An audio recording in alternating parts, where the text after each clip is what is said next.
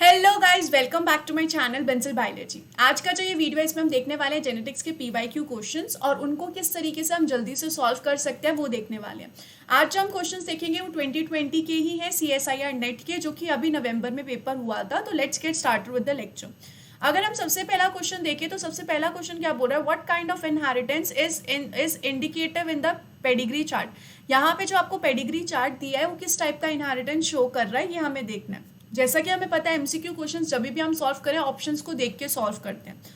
तो हम एक बार इस चार्ट को स्कैन कर लेते हैं। चार्ट में क्या दिया गया है कि फादर इन्फेक्टेड है, फिर उनकी डॉटर और उनका सन इन्फेक्टेड है। डॉटर ने एक इन्फेक्टेड हस्बैंड से मैरिज किया और उनके जो बच्चे हैं वो नॉर्मल है, और यहाँ पे डॉटर नॉर्मल है लेकिन सन्स अफेक्टेड है।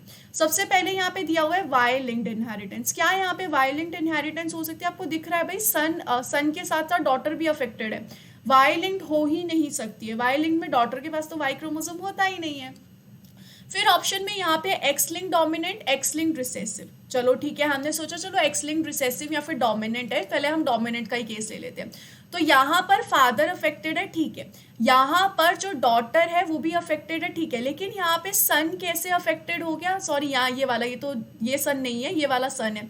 ये सन कैसे अफेक्टेड हो गया? इस सन को तो अफेक्टेड नहीं होना चाहिए था, इसलिए सन के पास जो एक्स क्रोमोसोम होता है वो मदर से आता है और मदर नॉर्मल है, तो ये तो नहीं हो सकता, कट। नेक्स्ट हमने देखा एक्स लिंक्ड रिसेसिव, ठीक है। एक्स लिंक्ड रिसेसिव अगर मैं लगा के देखूं तो यहाँ पर ये वाली चीज हो सकती है, मदर कैरियर हो सकती है। फिर मैंने देखा कि ये दोनों कैसे, ये दोनों अफेक्टेड है, दोनों के दोनों अफेक्टेड है, यानी कि ऑब्वियसली मदर ऐसी होगी और ये जो फादर है वो ऐसा होगा।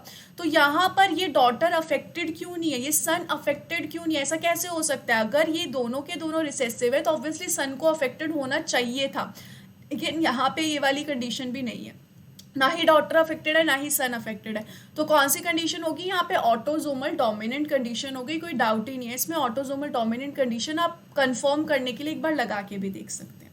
तो इस तरीके से फटाफट आपको ऑप्शंस के बेसिस पे सिर्फ और सिर्फ सॉल्व करने की कोशिश करनी है। अगर हम यहाँ पर नेक्स्ट देखें तो नेक्स्ट में भी यही दिया हुआ है, पेडिग्री दी हुई है और यहाँ पर 4 ऑप्शंस आपके सामने रखे गए हैं। आपने क्या देखा? आपने पहले देख लिया कि यहाँ पे डॉटर और सन्स दोनों अफेक्टेड हैं, तो यहाँ पर वाई लिंक ट्रेट तो हो ही नहीं सकता, ठीक है। अब आपने सोचा और कौन सी कंडीशन होगी? आपने यहाँ पर क्या देखा, ये फर्स्ट जनरेशन थी, सेकंड जनरेशन है, थर्ड जनरेशन है। यहाँ पर ये जो सेकंड जनरेशन है इसमें जो फादर और मदर है दोनों ही अफेक्टेड नहीं है और उनके तीनों बच्चे अफेक्टेड हैं, यानी कि डोमिनेंट की कंडीशन तो हो ही नहीं सकती। डोमिनेंट की कंडीशन में इन दोनों में से किसी को तो अफेक्ट होना जरूरी था, तो आपने डोमिनेंट को भी कट कर दिया। बचा क्या? Autosomal recessive and x linked trait. अब यहाँ पे अगर आप देखोगे तो यहाँ पर क्या हो रहा है, फादर जो है अफेक्टेड है, मदर कैसी है? नॉर्मल है। तो चलो आपने सोच लिया कि मदर नॉर्मल है, तो यहाँ पर क्या होगी? ये रिसेसिव होगी, इसलिए चारों के चारों अफेक्टेड है। अब अगर आपने सोचा कि समझो एक्स लिंक्ड रिसेसिव डिजीज है, तो यहाँ पर ये ऐसी कैरियर होनी चाहिए थी और ये नॉर्मल होना चाहिए था। तो यहाँ पर डॉटर कैसे अफेक्टेड हो गई? डॉटर तो एक्स क्रोमोसोम यहाँ से भी लेगी, एक्स क्रोमोसोम यहाँ पे भी लेगी, डॉटर अफेक्टेड नहीं होनी चाहिए थी। तो एक्स लिंक्ड रिसेसिव को भी आपने क्या कर दिया? आपने एक्स लिंक्ड रिसेसिव को भी कट कर दिया।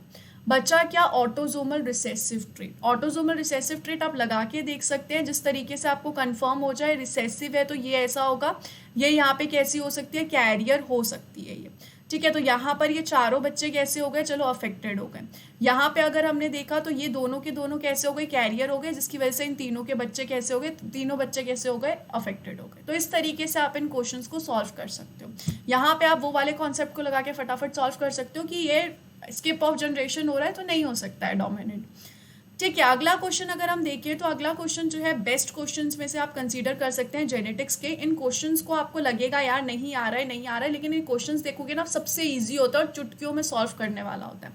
इसमें इन्होंने क्या बोला, इसमें इन्होंने आपको जीन प्रोडक्ट दे रखा है कि यहाँ पे डिफरेंट टाइप के सेल है ABCDEF, जिनमें डिफरेंट टाइप के इन्होंने क्रोमोसोम्स बता रखे हैं। किसी में क्रोमोसोम प्रेजेंट है, किसी में कोई क्रोमोसोम एब्सेंट है, नेगेटिव मतलब एब्सेंट है, और उसकी वजह से यहाँ पे जीन प्रोडक्ट क्या क्या आ रहे हैं। इन्होंने क्या पूछा है कि the gene which codes for the given gene product is located on which chromosome. इनमें से कौन से क्रोमोसोम में ये जीन प्रोडक्ट लोकेटेड है? सिंपल, आपको सबसे पहले देख लेना चाहिए था A के पास आ रहा है, B के पास आ रहा है और F के पास जीन प्रोडक्ट आ रहा है, तो आप C D और E को तो ऐसे ही कैंसिल कर दो, इनके तो कोई काम ही नहीं है। बचा क्या अब आपके पास? यहाँ पे अगर आप फर्स्ट के पास गए तो फर्स्ट में 4 क्रोमोसोम ऐसे हैं जो कि पॉजिटिव है, जिसकी वजह से जीन प्रोडक्ट आ रहा है।